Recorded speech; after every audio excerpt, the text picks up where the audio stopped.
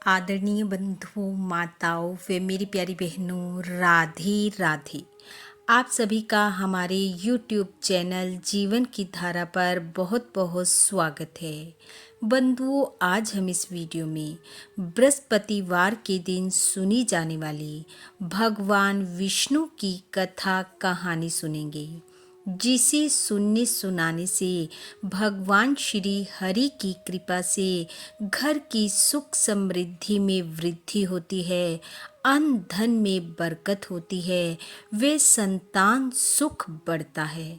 कथा कहानी सुनने के बाद यदि आप हमारे चैनल पर नए हैं तो कृपया हमारे चैनल को सब्सक्राइब करें, बेल आइकन को प्रेस करें ताकि हमारी वीडियो की नोटिफिकेशन सबसे पहले आप तक पहुंचे।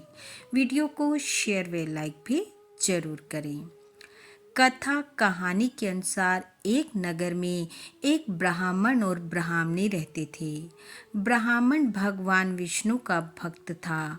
नित्य सुबह जल्दी उठना, पूजा पाठ करना, भगवान विष्णु के मंत्रों का जाप करना, यह उसका नित्य का कर्म था।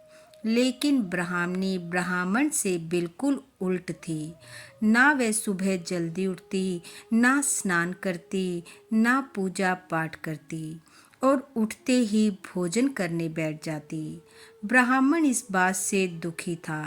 वह ब्राह्मणी को बहुत समझाता, लेकिन ब्राह्मणी पर उसकी बात का कोई प्रभाव न पड़ता। एक समय भगवान विष्णु की कृपा से ब्राह्मण के घर पुत्री का जन्म हुआ। कन्या ऐसी जैसे साक्षात लक्ष्मी का स्वरूप हो। धीरे धीरे कन्या बड़ी होने लगी। ब्राह्मण वैसे ही अपना नित्य नेम करता और ब्राह्मणी का भी वही स्वभाव रहा। थोड़ा बड़ा होने पर वह कन्या भी अपने पिता की भांति भगवान विष्णु का पूजन करने लगी। उठते ही स्नान ध्यान कर विष्णु सहस्त्र नाम का पाठ करती। जब वह पाठशाला में पढ़ने जाती तो अपने साथ जौ के दाने ले जाती और उन्हें मार्ग में डालती जाती। जब वह पाठशाला से लौटती तो वह दाने स्वर्ण के हो जाते। वह उन्हें इकट्ठा कर अपने घर ले आती। धीरे धीरे उस कन्या के प्रभाव से ब्राह्मण के घर सुख समृद्धि का वास हो गया। एक दिन वह सोने के जौ को फटक कर साफ कर रही थी।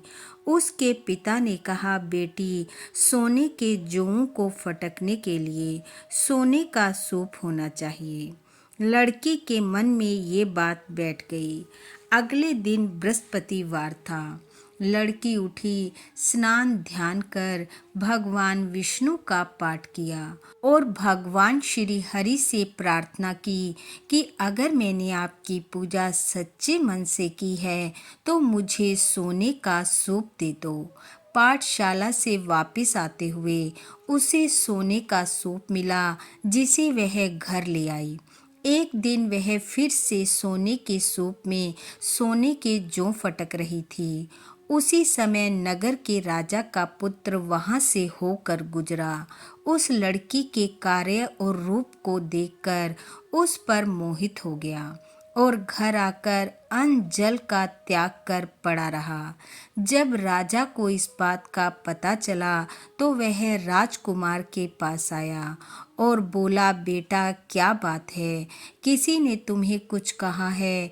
तुम क्या चाहते हो, बताओ। तुम्हारी नाराजगी का क्या कारण है? राजकुमार बोला, मुझे किसी ने कुछ नहीं कहा। मैं उस कन्या के साथ विवाह करना चाहता हूँ जो सोने के सूप में सोने के जौ साफ कर रही थी।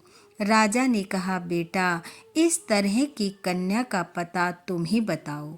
मैं अवश्य उसके साथ तुम्हारा विवाह कर दूंगा। राजकुमार ने उस लड़की के घर का पता बताया। राजा के मंत्री ब्राह्मण के घर गए और कहा कि राजा अपने राजकुमार का विवाह तुम्हारी पुत्री के साथ करना चाहते हैं। यह सुनकर ब्राह्मण बहुत खुश हुआ और उसने खुशी खुशी अपनी कन्या का विवाह राजकुमार के साथ कर दिया। अब कन्या के घर से विदा होते ही ब्राह्मण के घर में फिर से दरिद्रता का वास हो गया। ब्राह्मण फिर दुखी रहने लगा। एक दिन वह परेशान होकर अपनी बेटी के पास गया और घर का सारा हाल कहा। बेटी ने बहुत सा धन देकर अपने पिता को विदा किया। ब्राह्मण घर आया।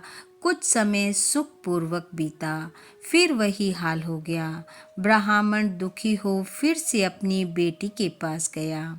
बेटी ने कहा, पिताजी आप माँ को मेरे पास ले आओ, मैं उन्हें गरीबी दूर करने का उपाय बताऊंगी।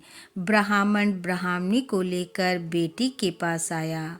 बेटी ने अपनी माँ को समझाया, माँ कल बृहस्पतिवार है, सुबह जल्दी उठना, स्नान कर भगवान विष्णु की पूजा करना, विष्णु सहस्त्र नाम का पाठ करना, कथा कहानी सुनना, भगवान की कृपा से सब ठीक हो जाएगा। पर उसकी माँ ने बेटी की एक भी बात ना मानी। सुबह उठते ही अपनी बेटी के बच्चों की जूठन को खा लिया। इस बात पर बेटी को बड़ा क्रोध आया। अगला बृहस्पतिवार आने पर उसने एक रात पहले अपनी माँ को एक कमरे में बंद कर दिया। सुबह उठकर सबसे पहले अपनी माँ को स्नान करवा, भगवान विष्णु की पूजा पाठ करवाई, कथा सुनाई, फिर भोजन करवाया। धीरे धीरे उसकी माँ की बुद्धि ठीक होने लगी। वह ब्राह्मण के साथ अपने घर लौट आई और फिर नियम पूर्वक भगवान विष्णु की पूजा करने लगी, कथा श्रवण करने लगी और भगवान श्री हरि की कृपा से उसके घर भी सुख समृद्धि का वास हुआ। पुत्र रतन की प्राप्ति हुई और वे दोनों इस लोक के सुखों को भोगकर विष्णु लोक को गए। हे भगवान श्री हरि, जैसे आपने ब्राह्मण ब्राह्मणी और उनकी बेटी पर कृपा की, वैसी सब पर करना। इस कथा कहानी को सुनने वाले सुनाने वाले सब पर अपनी कृपा बरसाना, सबके घर सुख समृद्धि के भंडार भरना, संतान सुख देना। इन्हीं शुभकामनाओं के साथ आप सबका बहुत बहुत धन्यवाद। राधे राधे।